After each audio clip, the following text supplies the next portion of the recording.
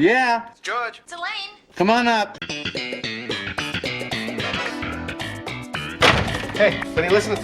I never heard anything like this in my life. Listen to this. This is exciting! This is exciting! Huh? Did I miss anything already? Kramer, get in! Where's the crazy man? Hey! Sit down. Come on, it's about to start.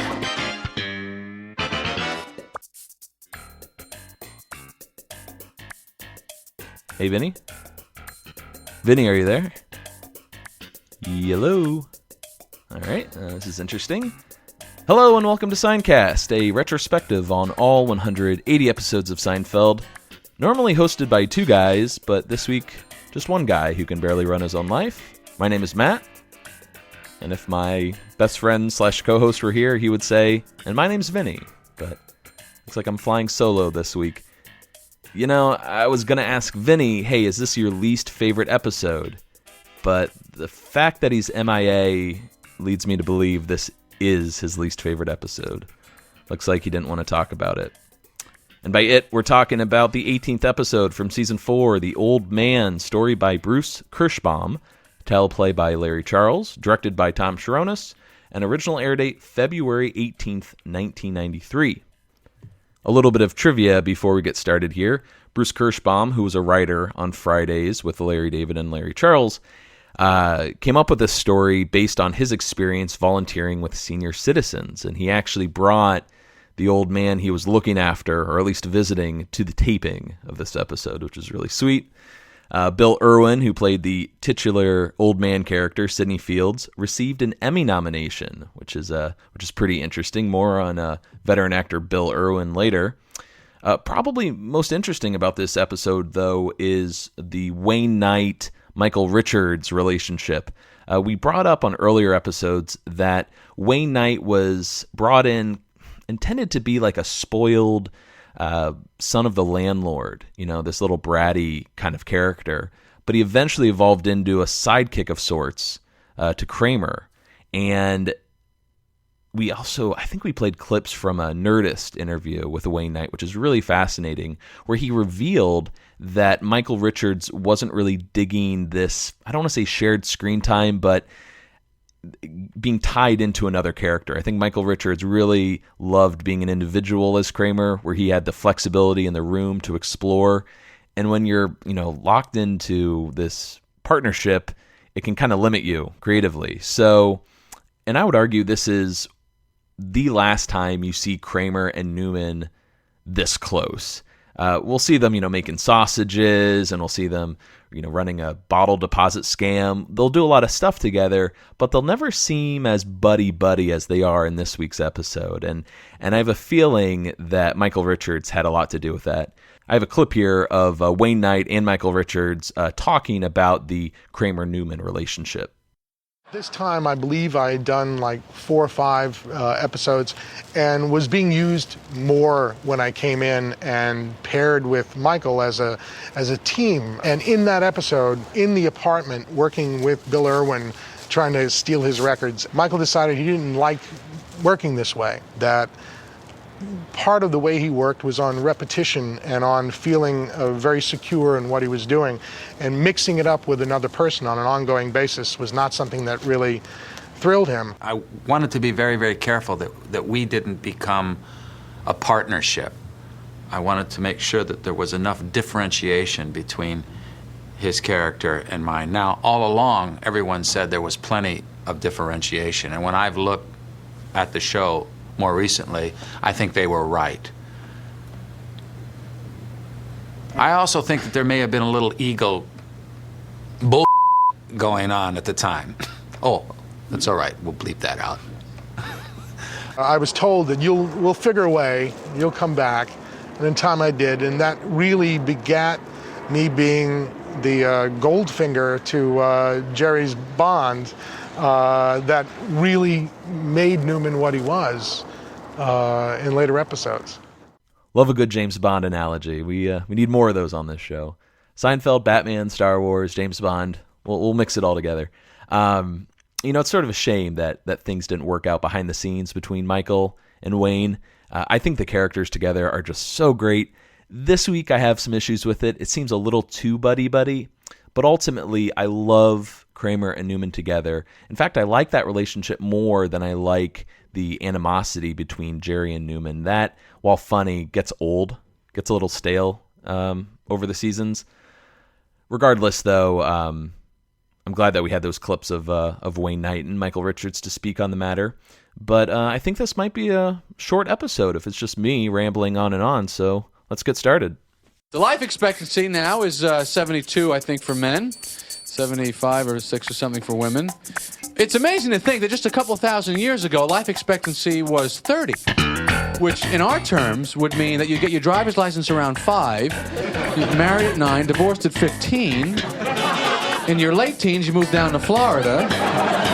I guess that's how spring break got started. I don't know. And then eventually people are saying things about you like, boy, it's amazing, he's 28, but he's still very alert. His mind is so sharp, you would think you're talking to a 2-year-old. I really like the stand-up. I think it's one of the funnier parts of this episode. And if Vinny were here, he would say, "That's correct, Matt." Hey! Hey! You decided to show up. Yeah, I guess. Slept through your alarm, I take it? No, this was by choice. Oh, really? Why would that be? This has to be one of the worst episodes I have ever seen. So I guess the cat is out of the bag. You got that straight. This is your least favorite episode of all time. Least favorite. I hate to say it because I love Seinfeld to death, but this is my least favorite episode. We have a lot to talk about then. A lot to talk about. Was this a tough episode to watch, though? I mean, were you... No, it was tough in the sense that I didn't have a lot to comment on because I was just waiting for it to be over. Like most people listening to this podcast. Exactly. And I think I do enough ass-kissing for the rest of the episodes to warrant... I'm allowed to have one that I don't care for. Right. And so I'll still watch it, you know? Mm-hmm. It's the gang. It's Jerry and Laney and George and Kramer. But this one is the hardest for me to sit through. I wasn't sure exactly how I felt about it, but after watching it this week, it's a tough one. Mm-hmm. It feels out of place more than anything. There's certain things that just don't sell it for me, and I'm asking, like, why did they decide to do that? Or how could that idea have gotten through? Right. Well, to be fair, though, not to play devil's advocate, but there are some great things in this week's episode. Some classic lines that show up in the clip shows or memorable moments. Mm-hmm. Yeah, amongst Seinfeld fans. But let's get started here. First scene of the episode, we're at Monk's. George is lamenting yet again about the opposite sex. When he likes them, they don't like him. When they like him, he doesn't like them. Why can't he act with the ones that he likes the same way he acts with the ones he doesn't like? Which I identify with that. Yeah, I was going to ask. I think this is a common problem with most people. That rings true. And I also do. I really enjoy when George has that "I've given up" mentality when he's just lost all hope. He's always in rare form in those instances. This scene actually feels very familiar. We had a little bit of it in. Maybe not yet. I'm thinking of the engagement. When they're like, "We should be sitting here with our sons." Mm-hmm. And then there's another line in The Maid when George says something, and Jerry's like, "Is this the suicide talk or the nickname talk?" A nickname. In this scenario, George ultimately feels, "Hey, I need someone who doesn't speak English or a mute." There you go. Where are you going to be a mute, though? Here's a memorable quote for me: "Is there's a void, Jerry, a void, a deep yawning chasm." It's weird. When I was watching this episode last night, this all felt... It's good stuff, but it almost feels like a formula. There's elements of this week's episode that don't feel like Seinfeld. It feels like a... I have the word sitcom-y in my notes. At times it feels very sitcom-y. This guy's a sitcom-y. Sitcom-y! But even the Seinfeld stuff, the stuff that feels true to the show, feels like an outside writer. And we mentioned, or at least I mentioned, Bruce Kirschbaum at the top of this week's episode. I don't know if that was all his stuff, or maybe it was Larry Charles just kind of, going to the well when he wrote the teleplay. Or perhaps it's, Larry Chavel. Perhaps it's Larry Charles didn't have this, idea from Adam. He's taking the germ, the idea of another, Adam. Adam. Who's Adam? I was going to say Adam, Atom. Oh. from Inception. Perhaps it's Larry Charles not, he didn't come up with the story to begin with, so the germ was not in his head. He's taking the idea of somebody else and then running with it. I mean, it's pretty obvious when you have a story by and a teleplay, but it literally feels like two halves, each half from a different writer. Didn't Bruce Kirschbaum write other episodes? He did. I don't know which ones they were. Right, and he even shows up on Seinfeld. Like, he is one of the staple, creative forces behind it. But yeah, there's just something about this week's episode just doesn't feel right. Oh, Bruce Kirschbaum wrote The Conversion and The Switch. Oh, there you go. The Switch is one of my favorite episodes. Great episodes. Yeah, it's a fine episode. One thing though I do love about this opening scene though is the role between George and Jerry here, where George is lamenting and Jerry is very cocky, very arrogant, smug. Jerry Seinfeld pretty much playing himself. But there we go. Claws are out. There's a couple times where Jerry, we'll see at the end of this scene, as well as the next scene, he'll hurl an insult at George. And they're pretty harsh this episode, I find. Well, Elaine shows up and tells them, this is very random, how she signed up to do some volunteer work with senior citizens and she starts tomorrow. Random in the sense where it's like, hey, here's the premise for this week's episode. Sometimes it's more obvious than others, but it makes sense that Elaine would do this. Elaine's a good person. She's a caring person. She's the only one that here's my first problem. She's the only character out of the three that I see actually doing this. I don't see Jerry doing it at all, and I sure as hell don't see George doing it. Right. Now, she hasn't met her lady yet, but she assumes that she just goes over, takes her for a walk, gets a cup of coffee, and ultimately it's supposed to make you feel good. So sure. Volunteer work is only for the volunteers, not for the volunteeree.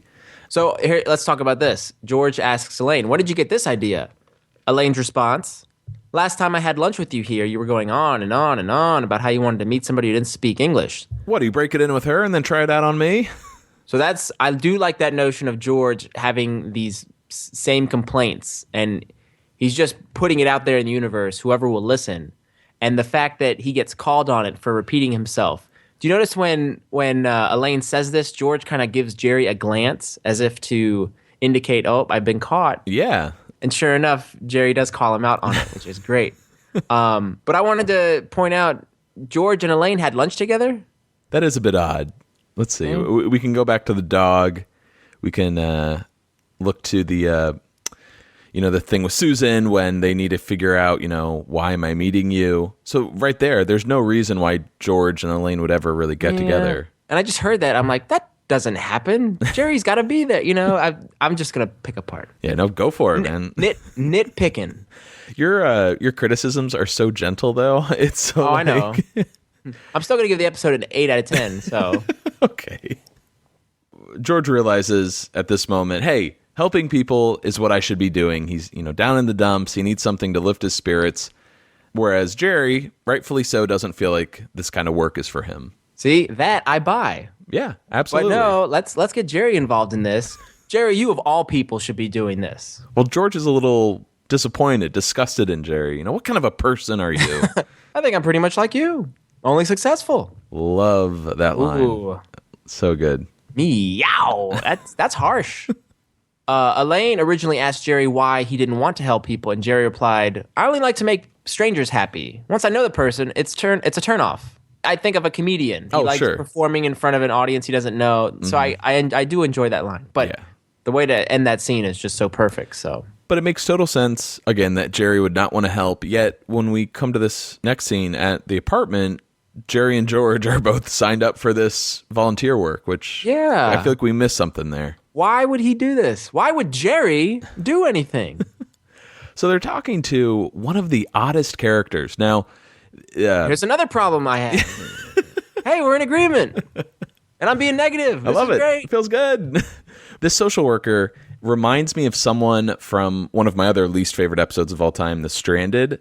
Remember I had issues with, what's his name from The Shield? What's his name? The woman. Yeah, Michael Chiklis.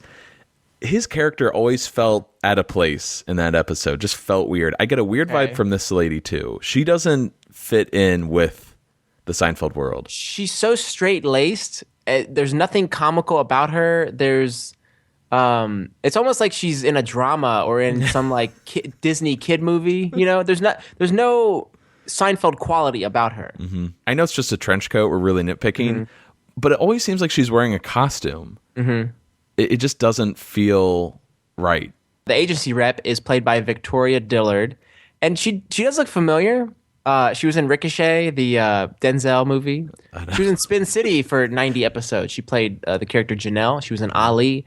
And here's where, I don't know, I got to be delicate when I present this, but here's where I remember her from. She was in Coming to America. I knew that was coming. I knew you were going to say that. To America.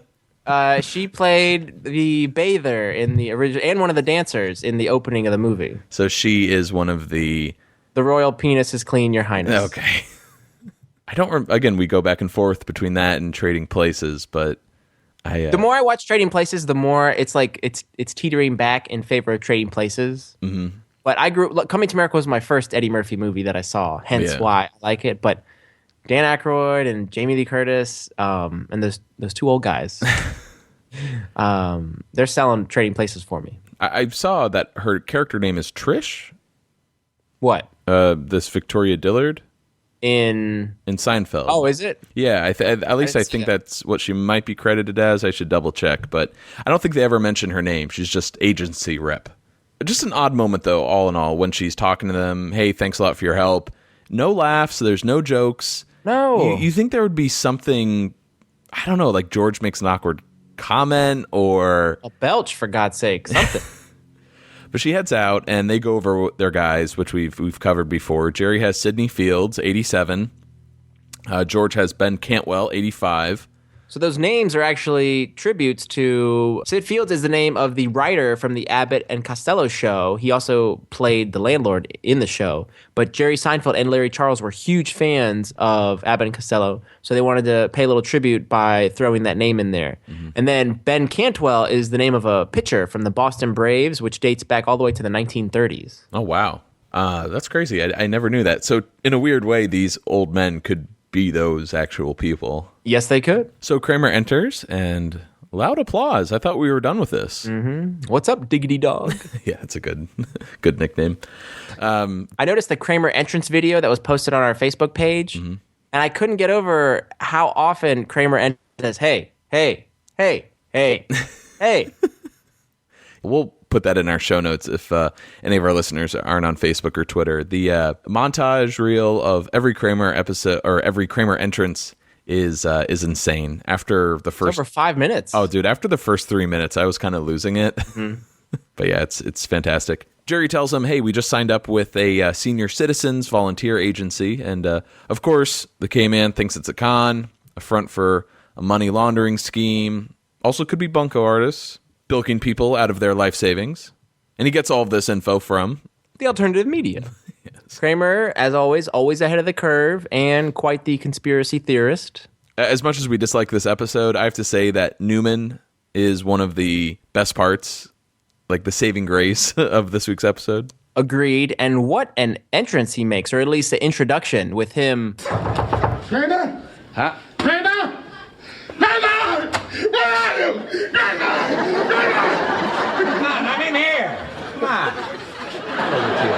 There you are. Yeah. Hello, Newman. Jerry, George, so did you ask him about the records? Well, yeah. What records? Newman and I are going partners, selling used records.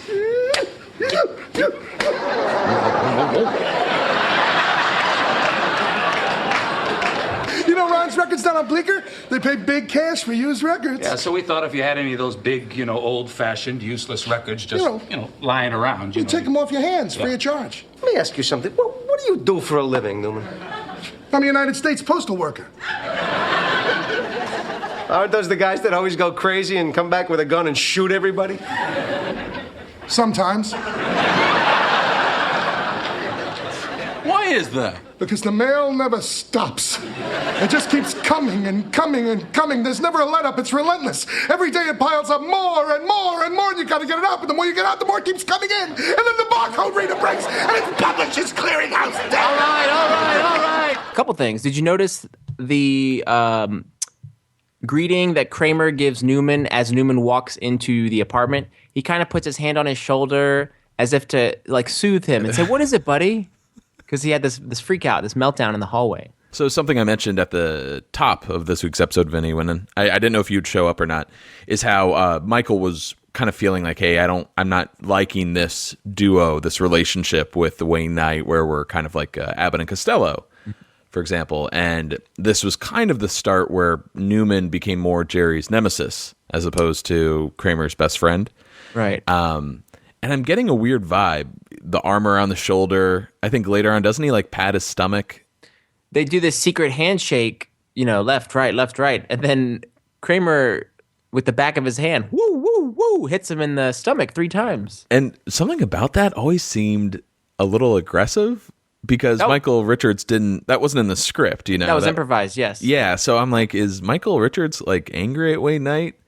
Maybe put it past him. Well, he even admitted in a clip I played earlier how his ego, was kind of getting the better of him in these days. And I get a weird vibe this week's episode between the two actors that Michael is not just feeling it and he's not liking this, shared screen time with Wayne Knight, which is kind of a shame because, they'll still have episodes together, but I feel like they're never the same after this week's episode, like as buddy. Yeah. As we see.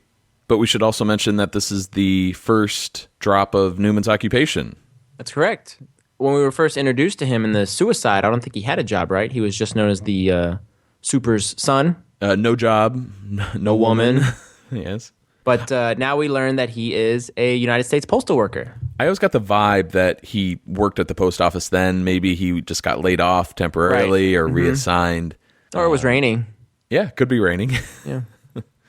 It is a dark joke, especially in today's climate. But I do love that line when George is like, "Hey, aren't postal workers the guys that always go around, trying to shoot someone?" Sometimes. And the way Newman just stares at him. Yeah, it's a legit possibility. Mm-hmm. The Newman freakouts though in this week's episode, like when Kramer's not at his door, which I don't get, and the Publishers Clearinghouse Day. This feels like the Newman we know, the Newman that gets very agitated. Very explosive and volatile. Yes. That particular line, and it's Publishers Clearinghouse Day, to end that tirade he goes on. That extra line was actually ad-libbed by Wayne Knight. There you go.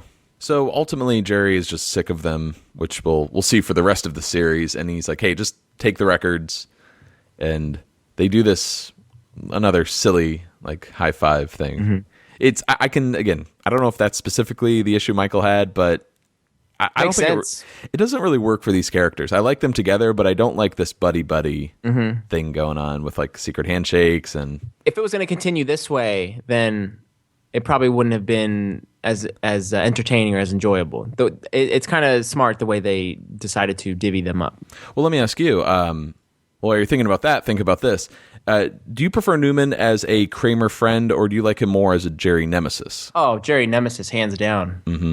Yeah. I mean, throughout the whole series, I've always felt Kramer and Newman were buddies. Yeah. But you're making a great point that this does feel out of character for them, especially if you know them from their core. You know what I mean? Like when you see them making the sausage, the bottle deposits, like you said earlier, that feels right. This does not. Right. So they're going to Ron's records with Jerry's record collection, yet the next scene here uses an actual New York exterior, and it's Bleecker Bob's records. Bleecker Bob. So a weird contradiction there, but I guess they didn't really have a whole lot of record store exteriors to work with.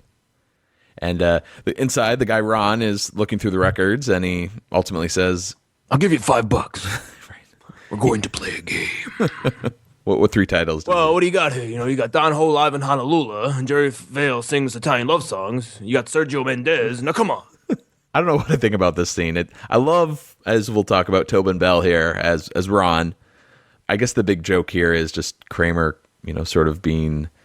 He's the puppet master. Yeah, telling Newman what to say. He's gypping us. That is a great bit, and that actually... There's a couple things I'm thinking of when I see this puppeteering here. I think very much... the saw puppet.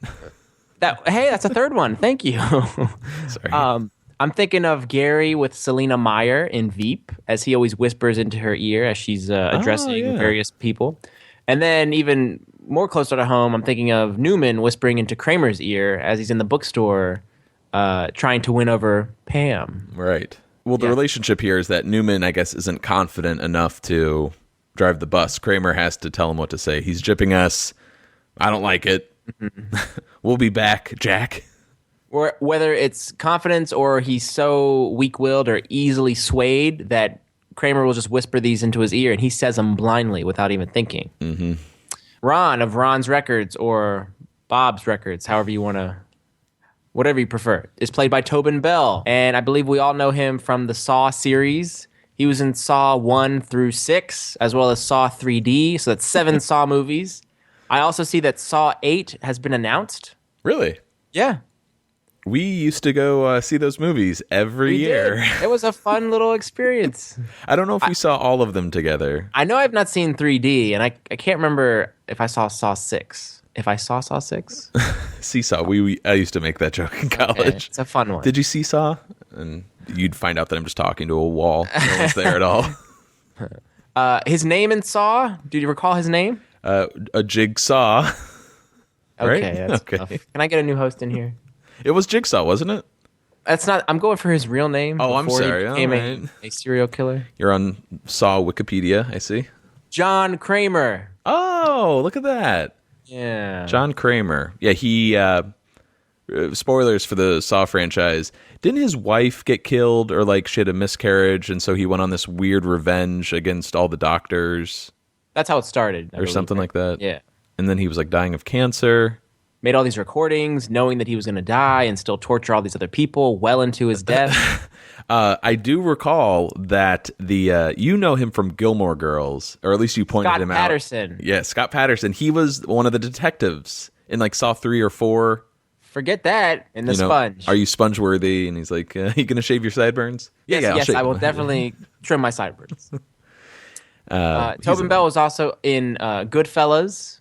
He was in A Jake and the Fat Man. He was in Ruby, and he was in The Firm. Oh, right on. But everybody knows him as Jigsaw. He was also the bad guy, the big bad guy in season 2 of 24. I remember that one. Okay. Not the best season, but he might not be in like the greatest movies of all time, but I love his voice. I like his look. He's just fantastic. And I'd argue he's one of the most realistic characters on Seinfeld. That seems like a guy lifted straight from New York.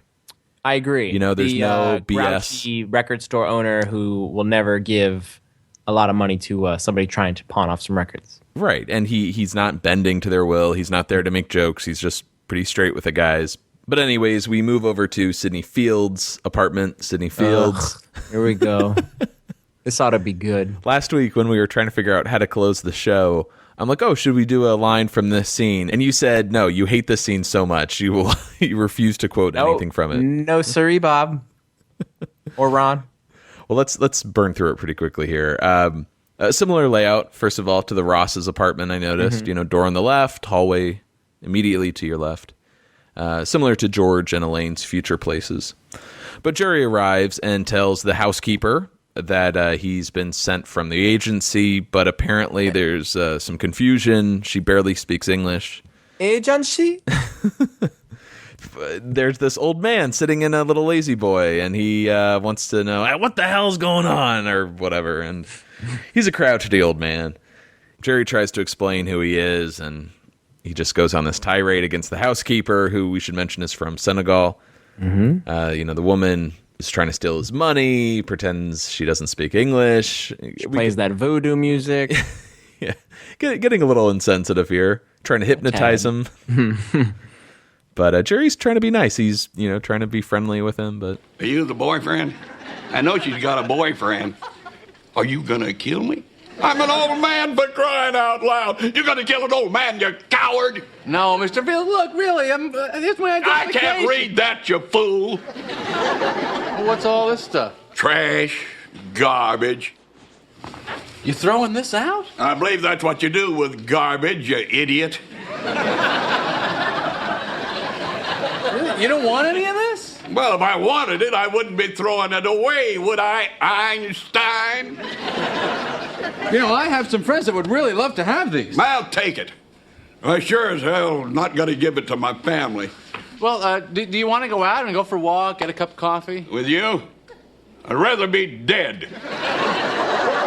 Well, maybe I'll get going then. I just remembered I got an appointment to get my tonsils out. Good! Thank God! Good riddance. Oh, listen, before you go, would you mind changing my diaper? Can't stand him. Cannot stand this character. I love the actor, Bill Erwin, but why is this guy so crotchety? And that's another thing I don't get. Why is Jerry being so nice to this guy? And then once Sid starts being very insulting to him, I wouldn't think Jerry would really have any tolerance for that, and he'd just get up and leave. He does eventually, but he tries that. Yeah, I'm here. I'm going to take you for a cup of coffee. Yeah, I agree. I love Bill Erwin. He's fantastic. I like the insults. I like any time someone is insulting a nice character like Jerry, but this whole scene feels off. It just doesn't feel, and there'll be more scenes to complain about, but this just doesn't feel like a Seinfeld episode. Yeah. Almost like Jerry had nothing to do with this. This would make so much more sense if it was Elaine and George and Jerry had his own subplot for this episode. Yeah, that might have been better. He tried to court the agency woman maybe or something like that. Yeah. It just, I don't know, it just doesn't feel right. So actor Sid Fields. So old man Sid Fields is played by actor Bill Erwin. He plays the old man in The Old Man, as well as the pilot. We'll see him in one of those little jump cuts in the finale of season 4. He was born in 1914 and he passed away in 2010. Wow, which means he was actually 96 when he passed away. So he clearly outlived his Seinfeld age. But his first role was in 1941. He was in an I Love Lucy in 1957. He was in an episode of the show Sugarfoot, and the only reason I bring that up is because it reminds me of Sugarfoot. Hacha! Arrested Development. Matt, he was in the Twilight Zone, the original Twilight Zone, which I know you know and love. 1959, he was in Mr. Denton on Doomsday. He played Man. In Walking Distance from 1959, he was uncredited, but he played the character Wilcox. Okay. Well, yeah, I don't remember him from those episodes. We'll have to revisit that. And he was in Will the Real Martian Please Stand Up? Which is crazy because when I think I was reading a Twilight Zone book, and when they said who played that character, I did not recognize him at all. It's kind of weird. You know him more as an old man than a younger man. Do you know that? Remember that character's name in Will the Real Martian Please Stand Up? I don't. What was it? Peter Kramer. Whoa. Father to John Kramer from the Saw franchise. Now we're talking. And his last episode of Twilight Zone, he was in 1963. He was in Mute. Huh. Which is only fitting because George wants to date a mute person. Yeah, that's one of the hour-long episodes. I had no idea he was in 4 episodes. Let's revisit those. Yeah, I'll put those in our show notes if I can find them online. Bill Erwin was also in the Untouchables TV series. He was in Perry Mason. He was in the original Fugitive TV series. He was in Planes, Trains, and Automobiles. And here's where I know him the most. And I can't help but think of him as a sweet old man, not this crotchety old bastard we have right here, but he was the old man in the airport in Home Alone. She has a box of earrings, dangly ones, that guy. I love that guy. Yes. And that's who I want to see here. He was also in Growing Pains. He was in Naked Gun 33 1/3, and his last acting credit was 2006, My Name is Earl. My God. Bill Erwin, ladies and gentlemen. But another round of applause for Bill Erwin. Next scene, we're at Monk's, and here we meet the other old man. George is having lunch with Ben Cantwell. Was that right? That's right. Who looks great for 85. My God. Yeah. George is like, hey, average lifespan is 72. You're really kind of pushing the envelope here. And with all these flights, wouldn't you think there'd be some sort of plane crash? Right. Same vein. Why does he have to say this? Yeah, this feels very Larry David, Curb Your Enthusiasm, where it's just totally unnecessary and is only going to, well, not in this case, but typically offend the person. Yeah, this is the first straw. Right. Well, Ben ultimately doesn't think about dying. George, love this, thinks about it a lot, and definitely will when he's Ben's age. And this actually reminds me of the conversation that George and Kramer have in the parking garage. It bothers me that you're not bothered by it. Yeah, Kramer doesn't even think about dying. Because there's people like you who are going to live into their hundreds. I'm grateful for every moment I have. Grateful? How can you be grateful when you're so close to the end? When you know that any second, poof, bam-o, it could all be over. I mean, you're not stupid. You can read the handwriting on the wall. It's a matter of simple arithmetic, for God's sake. I guess I just don't care. What are you talking about? How can you sit there and look me in the eye and tell me that you're not worried? Don't you have any sense? Don't you have a brain? Are you so completely senile you don't even know what you're talking about anymore? Wait a second. Where are you going? Life's too short to waste on you. Please. Get out of my way. But Mr. Cantwell, you owe me for the soup. I like this scene, especially a lot more than the Bill Erwin scene. This old man is much more believable. I like this old man. Because George is the one who's being obnoxious and ranting, which we're used to seeing from George. And I don't know how to say it, he's putting his negativity onto others, and they don't have any tolerance for it, so they're going to leave, you know? Of course. That I buy. And I love that line in the end, you know, life's too short to waste on you. It's just like George is a complete, like, he's an idiot. Why even spend a minute with this guy? Does this guy look like he's 85, though? No. So, let's see. The actor Robert Donnelly played Ben Cantwell. He was born in 1911. Wow. He passed away in 2004, so he was 92 when he passed away. So that means in 1993, he would have been 81. I just don't know what this guy's doing, because, again, Bill Erwin, that's accurate. He looks his age. Jowly, you know, things are sagging, whereas this guy, he's he taut and tawny. Virile, yeah. Robert Donnelly was in Kojak. He was in Cocktail. He played Eddie. He was in a Mad About You episode. He was in Last of the Dogmen. And hey, he was in Bushwhacked with Daniel Stern. All right. All right. Another Home Alone connection. That's right. I love that. Notice how George's voice reaches it's a comedic pitch when he goes on his rant. What are you talking about? Are you so senile that you're out of your mind?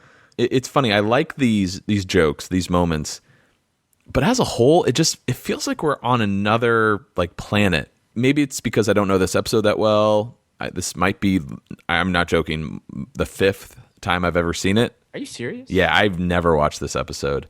Then we cut over to Mrs. Oliver's. Mrs. Oliver's, this is Elaine's lady who she's meeting for the first time.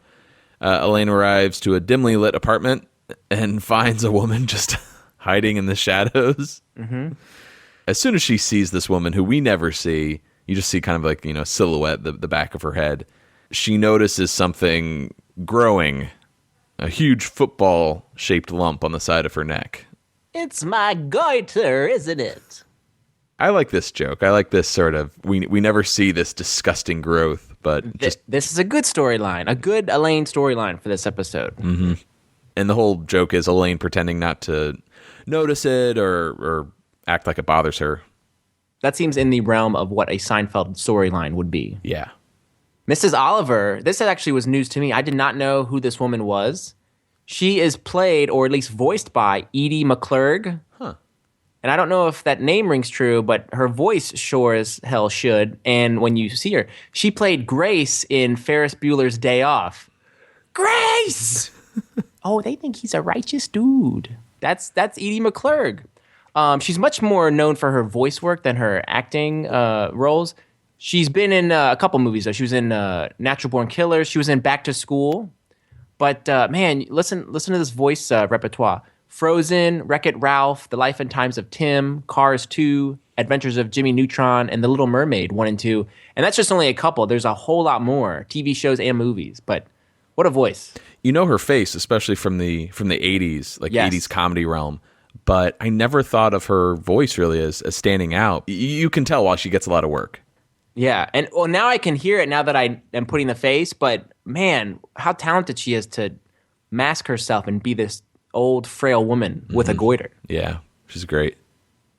So we get an act break, and when we come back, we're in Jerry's apartment. So here's the dilemma. Elaine isn't sure what to do. Great line. I keep thinking that goiter is going to start talking to me. Also, you think before you head over there, they would say, oh, by the way, this woman almost has a second head. I like Jerry's. They really should mention that in the breakdown. Height, weight, goiter. So they all start comparing notes. Jerry would rather talk to a goiter with a nice disposition than the nut he was sent to. There's that term, nut. Yeah.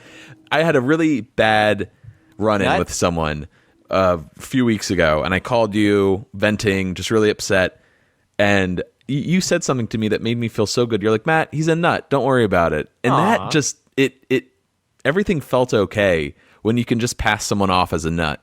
And Thanks, that term, buddy. that term nut just really, really worked for me. Rings true. There you go. George might not work out with his guy since he got fired. So basically Jerry's going to quit, and he thinks Elaine should too. I do like Jerry's line of, I hate my guy. He's a mean guy. And he's standing there looking like a 9-year-old. Like a child, yeah. Mm-hmm. In rehearsals, Jerry said, I hate my guy. He's like some mad deposed king who somehow got exiled to an apartment. I like the final version more. Mean guy is much better. Yeah, childish. On the idea of quitting, though, George has that fantastic line. I'm a great quitter. It's one of the few things I do well. I come from a long line of quitters. My father was a quitter. My grandfather was a quitter. I was raised to give up. This is one of the things of the episode I actually like. Yeah. Is it tough to get it out? Yeah, I'm flummoxed. Interesting that his father, who we'll come to meet in a couple of weeks here, was a quitter. I never got that vibe from Frank. That he's someone who gives up. I didn't even think of that. The only thing I could focus on was who would play George's grandfather. Have we talked about this before? We have not, but Don Rickles, didn't you say that? I thought we talked. Maybe we did. Oh, maybe I can't remember now. Well, put it out there. Who do you think would make a good George grandfather? Frank Costanza. Bill Erwin. Oh no. No? Okay. I'm walking. Okay. So Kramer and Newman arrive to give Jerry back his crappy records. I guess the guy, Ron, thought they were total squares. Ugh. Jerry tells them, hey, I might have some crappy albums, but this old guy that I'm visiting has some great albums, and he's planning to throw them out. The old coot's sitting on a mountain of gold. Here's where it feels really sitcom-y. They're setting up this plot where Jerry knows an old guy who's going to throw out records, and then Kramer and Newman are going to go raid this guy's record stash. It just seems, I don't buy it. We put Seinfeld on such a pedestal. It feels... I put him on a dental chair. Yeah, right. It feels so nice that there's an episode that we can agree on, that it felt rushed. I think this episode could have done with a rewrite. I get the vibe, especially in the monk scene that we talked about first. The actors don't even look comfortable saying the lines. But as we're digging into this episode, I feel guilty about what I'm saying. Why? I just feel bad. Why? You can say this is my favorite show. You can say, so you can't say anything bad about something you love? I don't want to. Why? Because it's Seinfeld. The best show of all time. So Jerry tells them, you're going to have to come by to get the records. And also, hey, check out this housekeeper. She's from Senegal. Wild stuff. George's ears perk up, of course, when he hears Senegal, wild stuff. So we go over to Sid's, and George is helping the housekeeper put away some groceries, and is very happy to find out she barely speaks English. No English. And then we get this very bizarre line. I would like to dip my bald head in oil and rub it all over your body. This kind of stuff, I know this is sort of where the George storyline is going this episode. I never found this funny. Mm-hmm. This is so dumb. I'm not feeling any of this. Yeah, it's hard. Forget the whole thing. All right. Well, he's very happy, of course, to find out she doesn't speak English. That housekeeper is played by Lene Chapman. Mm-hmm. She was also in The Old Man and The Pilot. She was in White Men Can't Jump. She was in Star Trek Next Generation. Space is a separate thing. Space, Above and Beyond. Rat Race, and Jennifer's Body. I hate the movie Rat Race, but I do remember her in that movie with Whoopi Goldberg. Is Cuba Gooding Jr. in that too? Or am I thinking of something else? He might be. It has a huge cast. It's like a mad world. It was a madhouse. Meanwhile, I do like this visual. Kramer and Newman are going crazy over the albums. Sid actually nails it. They look like a couple of hyenas. What does he call it? Going through the garbage. Yeah, that's exactly what they look like. Right. And Sid actually gets agitated when... He's always agitated. Yeah, he is agitated, but they're making a lot of noise. They're tripping over stuff, and he's like, I want you out of here, and a fight breaks out. Sid pulls a John Voight and bites Kramer right on the arm. That's true. And somehow... Same spot. Yeah, somehow, like in the same... In throwing his arm out, Sid's teeth get launched into the sink. Mm-hmm. And George turns on the garbage disposal, thinking it's the light, and the dentures get, like, chopped up. It looked pretty well lit over there to begin with, don't you think? I don't know, man. This scene, we're talking about the whole sitcom-y vibe to this week's episode. This whole scenario is just too absurd for me. This actually feels like a season 9 episode, at least on paper. I could see that. In terms of how absurd it is, it's just the execution doesn't feel right. Regarding the light, actually, you mentioned, I didn't say this at the beginning, but this episode always felt very dark. And I don't mean thematically, just like the visuals. The whole set seems a little darker than normal, a little grittier. I almost get a season 3 vibe from the look of this week's episode. I will agree with that. But Jerry hails a cab to take Mr. Fields to the dentist, and I like the visual of everyone squeezing in the back seat. Oh, it's a tight fit, Yes. trying to get in there. It's Jerry, Newman, Kramer, then George, everyone but Mr. Fields. No one was watching him, and he's disappeared, I guess. The one thing I like about that scene is when they have to get out to start looking for him again, you see George get out, and then you see Kramer kind of fall head first out of the cab because his feet go straight up in the air. Really? I just really admire Michael's dedication to he's all in. He's gonna sacrifice his body, and you can tell he fell out of the cab on his head. So we cut over to Mrs. Oliver's, and Elaine isn't looking at her goiter. She's just kind of staring into the distance and trying her best to listen to this dull story of Mrs. Oliver's travels, probably through India, as we find out. Yeah, that was when I began my affair with Mohandas. What? Mohandas. Gandhi? Oh, the passion.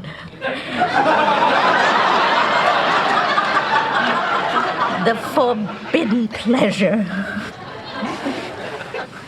You had an affair with Gandhi. He used to dip his bald head in oil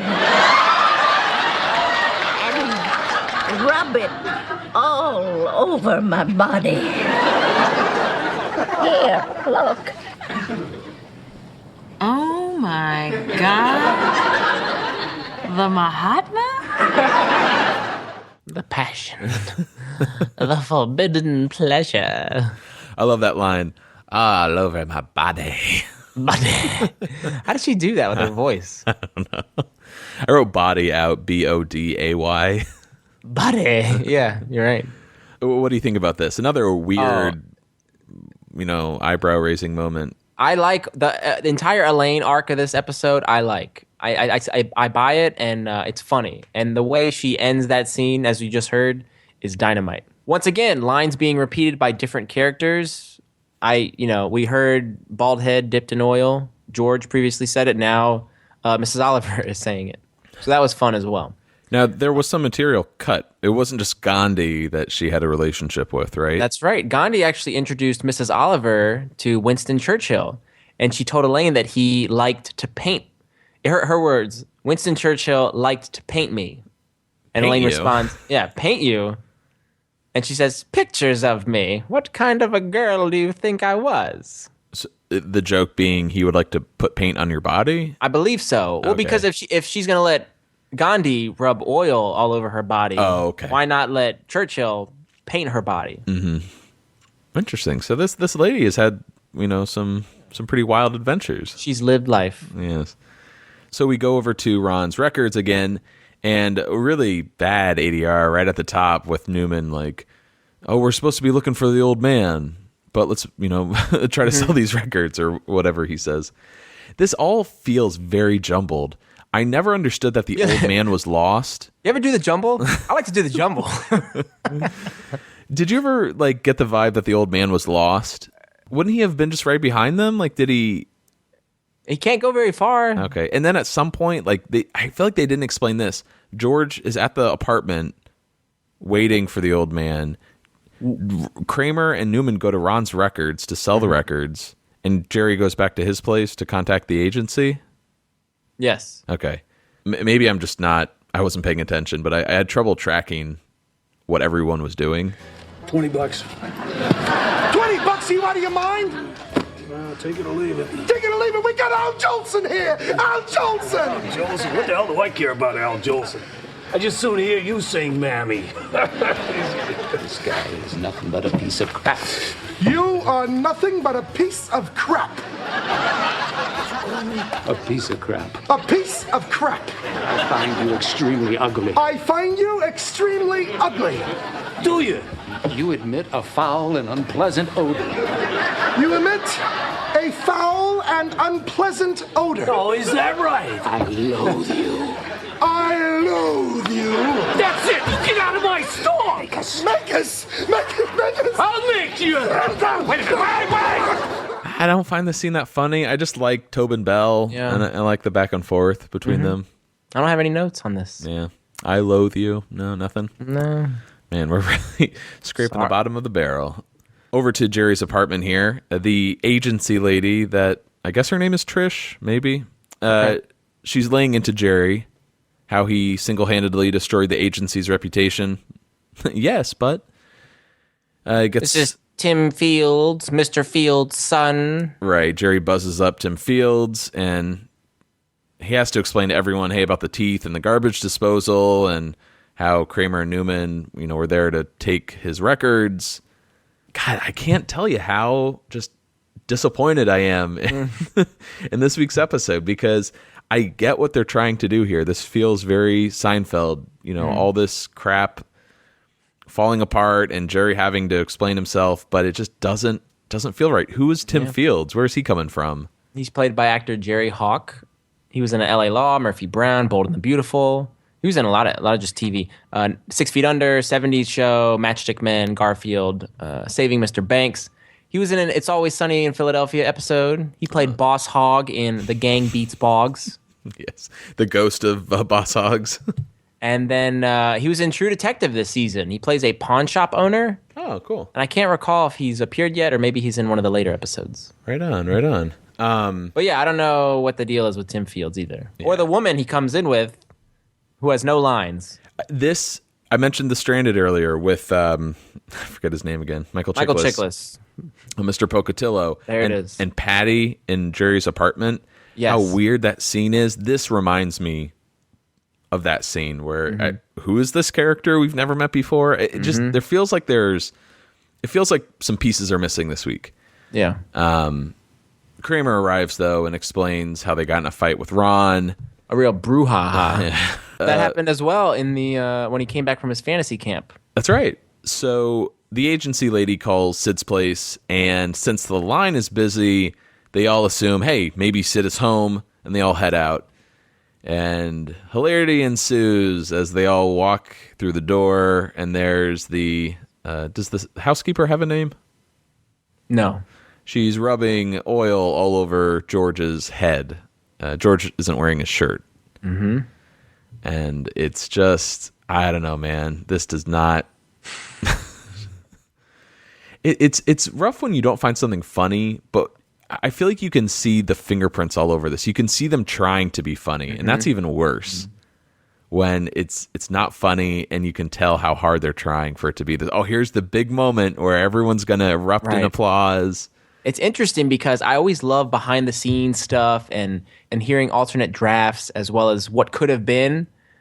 This feels like a what could have been, and then they may have changed it to something else, but we're seeing the what could have been, and it's not enjoyable. If you describe this episode to me, and I had never seen it, I'm like, oh yeah, they never filmed it, right? That was like an idea they had. Kind of like Larry Charles's episode, The Bet, where there was like the Mile High Club, and there's like some big fight that everyone gets into. They get arrested at the airport. You're right? It has that kind of vibe. Yeah. You can see everything coming to a head, but it feels off when it arrives there. I guess all George says here is, hey, we couldn't find him. So that's about it. So apparently there were alternate versions of this scene filmed, but there is one on the DVDs. in this scene, the whole gang comes in and they discover George having oil rubbed on his head by the housekeeper. I do enjoy that she does this in the real scene as well, but she makes his hair into a point like alfalfa from Little Rascals. Mm-hmm. And the smile that Kramer has on his face when he sees George involved in this behavior. Well, there's also like music in the background, and it reminds me a lot of Kramer, coming out of African Tina's music. bedroom in his towel. Mm-hmm. In the alternate scene, though, Tim Field says, "What are you guys doing?" And the housekeeper starts speaking in perfect English, saying, "He made me do it. He wanted me to rub oil on his body." And, all over his body. And George says, "You speak English?" And she kind of nods.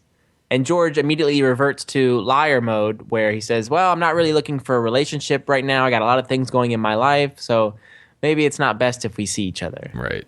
I guess the whole joke with George is if he's with someone who doesn't speak English, he'll be able to say weird things and not have it like count against him. Or okay, I don't know. Interesting to note too, in this alternate version where the housekeeper speaks English and George breaks up with her, he does mention, "Hey, this is a stressful time in my life. I'm doing a pilot with NBC." Yes. So that's something lacking from this week's episode. Another reason why it feels a little off. Mm-hmm. We went maybe 2 months there without any mention of the pilot, which kind of felt weird, but never like we were missing it that much. Yeah. This episode, it feels even weirder that they don't mention it. But the last scene of the episode is at Monk's. Sid is sitting at the coffee shop booth with Ben. Same position pretty much as George and Jerry as we entered. One thing I like about this is how they kind of spoof on Jerry and George going over their dates. This is, I like to imagine this is what Jerry and George will be like when they're in their 80s. But what's weird is Sid is the George character and Ben is the Jerry character, even though they had different volunteers. But the problem with that is that Ben was a nice guy and Sid was the jerk. Yes. You know what I mean? Whereas Jerry's the nice guy, George is the jerk, so it had to be that way. It does make sense. It would have been nicer if their respective old men would have had the respective traits of that character. Ben is like, "Hey, you should go see a psychiatrist." Yeah. And Jerry, I don't think he mentioned Dana Foley, the therapist. Maybe that's what they're alluding to, but I feel like Jerry never really gives George that good advice throughout the show. Mm-hmm. Apparently, Sid got set up last week. He arrived at her place. She's got this huge goiter growing out of the side of her neck. But they get to talking. Turns out she knew Gandhi. So, hey, we're talking about Mrs. Oliver here. And anyway, Sid and Mrs. Oliver were getting along real good. She made some tea and put some milk in it without asking him. Now that's a turd off. Yeah, you don't need that. Yeah, I like the idea. Just the execution feels off. Mm-hmm. They could have done more like Seinfeld-esque lines in this scene. Yeah. I thought. It's sort of like when Kramer and Jerry switch apartments with the Kenny Roaster sign. Yep. And Kramer becomes Jerry. Exactly. Kind of similar scene. But should we just go to the stand-up, I guess? Please. Well, people are going to love this week's episode. I know. To me, the thing about old people is that everything about them gets smaller. Their bodies get smaller, they move into smaller places, they sleep less time, they eat smaller meals, except the car. The older they get, the bigger their car gets. I've never understood that. And old people have a way of backing out of the driveway, you know what I mean? They don't turn from side to side, they just go, "I'm old, I've been waiting a long time, I'm backing it out. I'm coming back. Watch out, buddy, I'm coming, And you gotta watch out for them. And then once they get out there, they drive so slowly, and I would think the less time you have in life, the faster you would want to go. I think old people should be allowed to drive their age. If you're 80, do 80. If you're 100, go 100. They can't see where they're going anyway. Let them have a little fun out there. Really long stand-up, I think. Yeah. I was transcribing this, and I'm like, wow, this is about 3 or 4 lines longer than normal. Yeah. They probably had to pad out the episode. Oh. They're like, oh, God. Yeah. But, yeah, this is pretty, I guess, decent. It's like any material he has on old people. I enjoy all of his old people bits. I love I'm old and I'm coming back. I survived. Let's see if you can. Yeah. So, and I think my favorite would have to be if you're 80, do 80. If you're 100, go 100. Can't see where I'm going anyway. Let them have fun out there. on his album, I'm telling you for the last time, he says the state flag of Florida should be a steering because they drive low, they sit low. The state flag of Florida should be a steering wheel with a hat and 2 knuckles on it, which is perfect. Yes. Should we go to ratings, Vinny? Yes. So, what do you think? Well, apologies to anyone who had just as much trouble listening to us this week as we had talking about it. But man, what a disappointment in one of, if not the greatest season of Seinfeld, season 4. Yeah, I didn't even think of that. This episode occurs in season 4. That's crazy. What a turkey. But what do you think? Should we, maybe let's start on a positive note. Let's go over stuff we loved about this episode, because there's some good stuff in there. Personally, I love Jerry's smugness with George at the beginning and throughout the episode at times. I like anytime he puts George down and elevates himself. I think that stuff is perfect. Kramer and Newman together, wonderful. Maybe a little too silly at times, but I like seeing them together. I enjoyed Elaine's storyline. I really liked Edie McClurg as the voice of the old woman. I enjoyed all her scenes. I did enjoy Wayne Knight. I agree with you in that I thought he was the saving grace of this episode. And the little bit of Seinfeld isms and Seinfeld back and forth that was in this episode, I did enjoy that. But it felt very few and far between. Yeah, it's almost like this is, it's like a block of cheese. It's covered in mold, but there's still some good parts of cheese left that you can kind of like cut off and save. Does that work as an analogy? Absolutely. Like, there's moments again in the beginning, the Elaine storyline, the Newman scenes that just feel right. It's like, all right, save that. Let's look at the stuff that doesn't work. The old men don't work.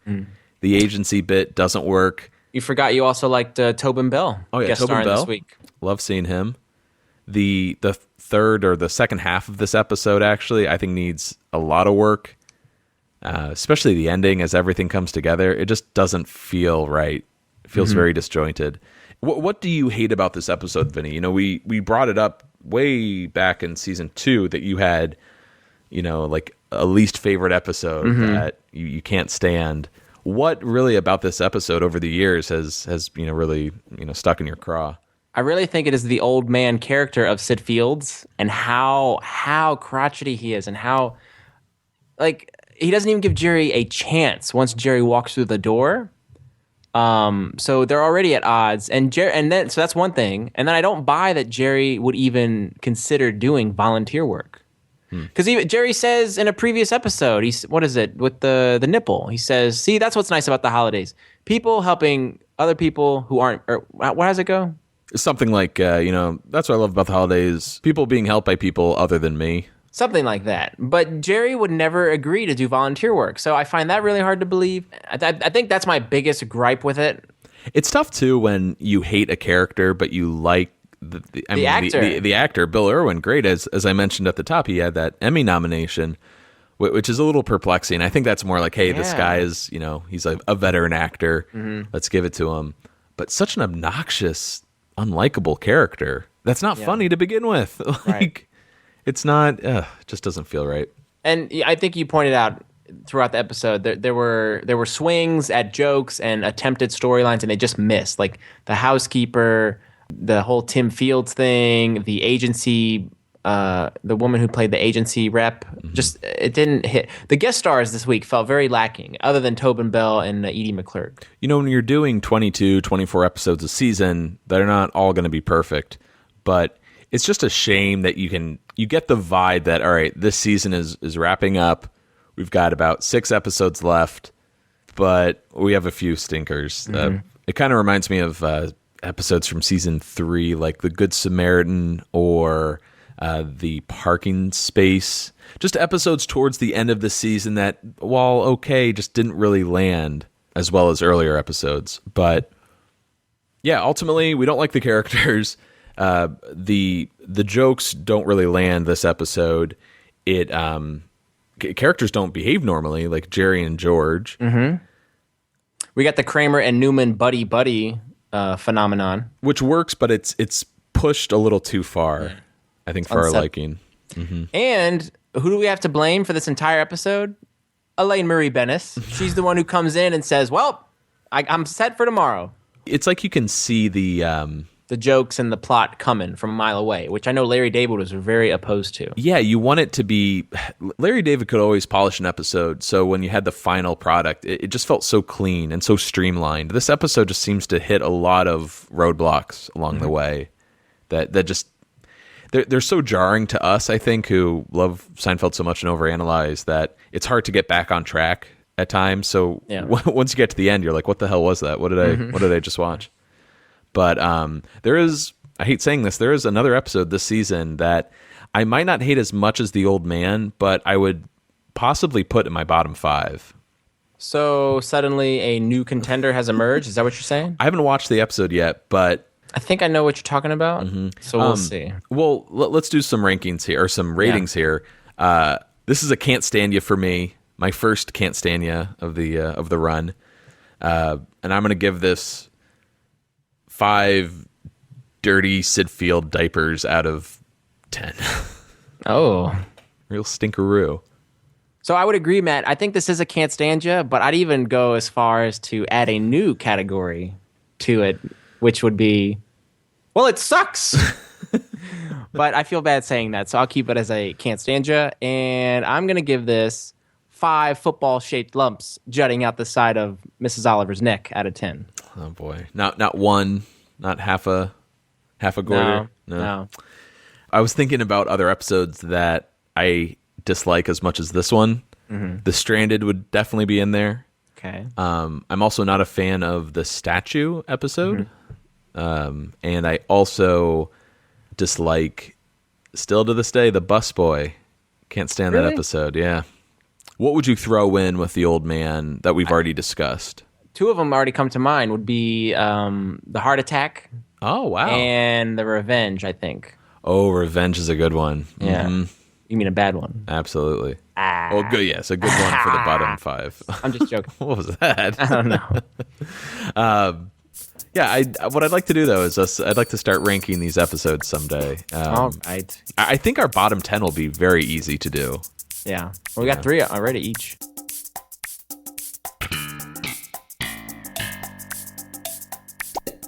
All right, that's going to do it for us here on Seincast this week. You know the drill. We got an email, seincast@gmail.com. We have a Twitter page. We have a Facebook. We have a Tumblr, and we have an Instagram. And we're on iTunes. Check us out. Leave us a rating and review if you have the time. We'd really appreciate it. Also, if you would like to support the show in any way, check us out on Tumblr. You'll see a donate tab at the top of the page. Any way you can support us, we'd really appreciate it. Vinny, what episode do we have next week?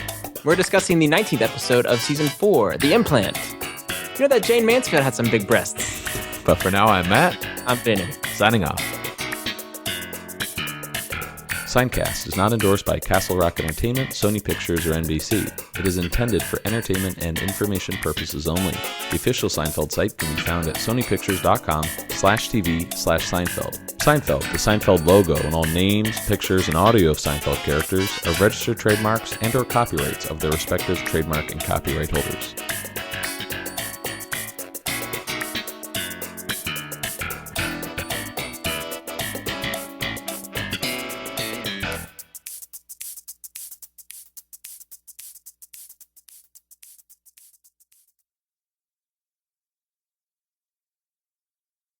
What kind of a person are you? I think I'm pretty much like you, only successful.